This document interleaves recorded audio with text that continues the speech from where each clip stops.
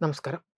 Indian റോഡുകളിലൂടെ കണ്ണോടിക്കുമ്പോൾ രാജ്യത്തിൻ്റെ സാമ്പത്തിക ചലനങ്ങളെ തൻ്റെ ചെറിയ ശരീരത്തിൽ പേറി മുന്നോട്ട് കുതിക്കുന്ന ഒരു വാഹനത്തെ നിങ്ങൾക്ക് കാണാതിരിക്കാൻ സാധിക്കില്ല. അതാണ് ടാറ്റ 407 അഥവാ ടാറ്റ 407. ഒരു സാധാരണ വാണിജ്യ വാഹനം എന്നതിലുപരി ഇന്ത്യയുടെ ഗതാഗത ചരിത്രത്തിലും ചെറുകിട ഇടത്തരം വ്യവസായങ്ങളുടെ വളർച്ചയിലും ടാറ്റ 407 ഒരു വിപ്ലവം സൃഷ്ടിച്ച വാഹനമാണ്.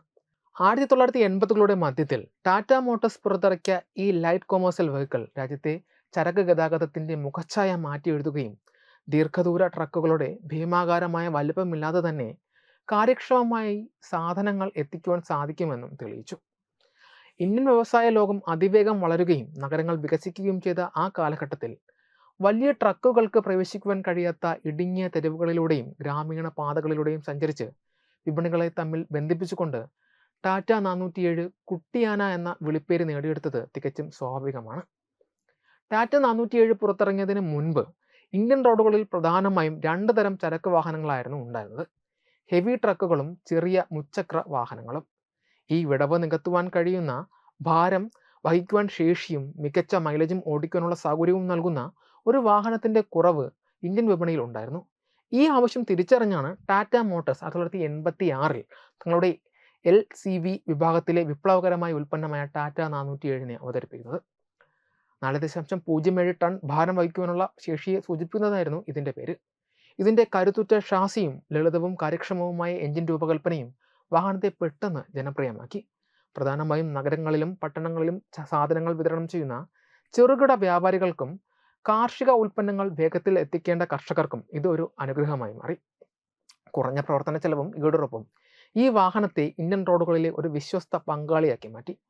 ടാറ്റ 407 വിജയത്തിന് പിന്നിലെ പ്രധാന കാരണം അതിൻ്റെ രൂപകൽപ്പനയായിരുന്നു. ഇന്ത്യയിലെ വൈവിധ്യമാർന്ന ഭൂപ്രകൃതിയിലും മോശം റോഡ് സാഹചര്യങ്ങളിലും പ്രവർത്തിക്കാൻ കഴിയുന്ന രീതിയിലാണ് ഇത് നിർമ്മിക്കപ്പെട്ടത്.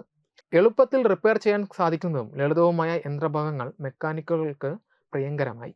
ഏത് സ്ഥലത്തും ഇതിൻ്റെ സ്പെയർ പാർട്സുകൾ എളുപ്പത്തിൽ ലഭ്യമാകുകയും കുറഞ്ഞ ചെലവിൽ അറ്റകുറ്റപ്പണികൾ നടത്താൻ സാധിക്കുകയും ചെയ്തു. ട്രക്കുകൾക്ക് സമാനമായ കരുത്തും പിക്കപ്പുകൾക്ക് സമാനമായ വലിപ്പക്കുറവും ഈ വാഹനത്തെ ഒരേ സമയം ഭാരവും വേഗതയും ആവശ്യമുള്ള ദൗത്യങ്ങൾക്ക് അനുയോജ്യമാക്കി. ചരക്ക് ഗതാഗതത്തിന് മാത്രമല്ല, യാത്രാ ആവശ്യങ്ങൾക്കായുള്ള സ്കൂൾ ബസ്സുകളായും ആംബുലൻസുകളായും സൈനിക ആവശ്യങ്ങൾക്ക് വേണ്ടിയുള്ള വാഹനങ്ങളായും ഇതിൻ്റെ വിവിധ വകഭേദങ്ങൾ ഉപയോഗിക്കപ്പെട്ടു. ഈ പ്രായോഗികതയും ബഹുമുഖതയും ടാറ്റ 407 കേവലം ഒരു വാഹനത്തിൽ നിന്ന് ഒരു പ്ലാറ്റ്ഫോമായി വളർത്തി. ഇന്ത്യൻ സമ്പദ് വ്യവസ്ഥയുടെ അനൗപചാരികമായ മേഖലയിൽ ടാറ്റ 407 വഹിച്ച പങ്ക് വളരെ വലുതാണ്. ചെറുകിട സംരംഭകരെ വലിയ വാഹനങ്ങളിൽ മുതൽ മുടക്കാതെ തന്നെ അവരുടെ ബിസിനസ് വികസിപ്പിക്കുവാൻ ഈ വാഹനം സഹായിച്ചു. പ്രാദേശിക വിപണിയിൽ നിന്ന് നഗര കേന്ദ്രങ്ങളിലേക്ക് പുതിയ ഉൽപ്പന്നങ്ങൾ വേഗത്തിൽ എത്താൻ തുടങ്ങിയതോടെ രാജ്യത്തെ ഉപഭോക്തൃ ശൃംഖല കൂടുതൽ കാര്യക്ഷമമായി.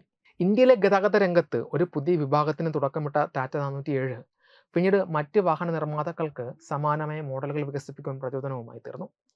കഴിഞ്ഞ 4 പതിറ്റാണ്ടിലേറെയായി ഇന്ത്യൻ റോഡുകളിൽ തല ഉയർത്തി ഓടുന്ന ഈ വാഹനം രാജ്യത്തെ വ്യാവസായിക വളർച്ചയുടെ ഒരു സജീവ പ്രതീകമായി നിലകൊള്ളുന്നു. ടാറ്റ 407 കേവലം ഒരു ലോറി എന്നതിലുപരി ഒരു പാരമ്പര്യമാണ്. അതിൻ്റെ ലളിതമായ ക്യാബിൻ രൂപവും ചതുരാകൃതിയിലുള്ള ഹെഡ്ലൈറ്റുകളും ഇന്ത്യൻ ഗതാഗതത്തിൻ്റെ ഒരു ഐക്കണായി മാറി.